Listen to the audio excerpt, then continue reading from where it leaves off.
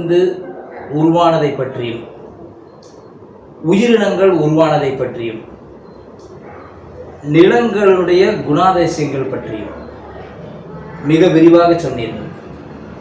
இதில் ஒவ்வொரு மனிதனும் தனக்கானது என்று இந்த நிலத்தை தனி உடைமையாக்கிக் கொள்வது, போராடுவது, பிரிவது, இனக்குழுவாய் பிரிவது, குடும்பமாய் பிரிவது, இதை பற்றி கொஞ்சம் விளக்கமாக சொல்லுங்களேன். ஏற்கனவே பார்த்தீங்க அப்படின்னா நான் பேசிட்டு அந்த செய்திகள்லேயே ஒன்றா நம்ம குறித்து பார்க்குறோம். அதாவது குழுவாக சின்ன சின்ன குழுவாக, அதாவது அவன் குழுவாக இருந்ததுனா தான் அந்த இயற்கையை தேடி ஓடிட்டுருக்கிறான். அப்போ குழுவாக தான் இருந்தான். அப்போ காலகட்டத்தில் ஒவ்வொரு வளர்ச்சி பிரிவில் கல் எடுத்து வேட்டையாடணும்னு சொன்னோம். அப்புறம் மெதுவாக விலங்குகளை பரப்பிடுறான். அப்புறம் ஏன் நாம் இதை விளைவிச்சு பார்க்கக்கூடாது அப்படின்னு சொல்லிட்டு படைப்புத்திறன் உள்ளவனாக மாறுறான். நடுவில் கருவிகளும் வந்துடுது, வில்லம்பு வந்துடுது, அப்புறம் பழைய காலத்தில் புதிய காலம், அப்புறம் இரும்பு கண்டுபிடிக்கிறது, செம்பு காலம், இதெல்லாம் நம்ம பார்க்குறோம் இல்லைங்களாங்க.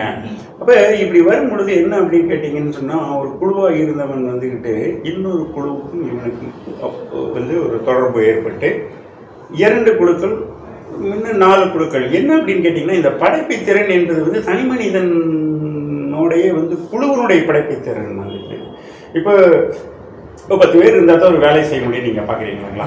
அப்போ எல்லாருமே சேர்ந்து இந்த நீர்நிலைகளை எப்படி வரக்கூடிய நீரை நம்ம பயன்படுத்துவது, அதை தேக்கி நீர் உழவுக்கு பயன்படுத்திக் கொள்வது, விவசாயத்துக்கு பயன்படுத்திக் கொள்வது அப்படின்னு பார்க்குறான்.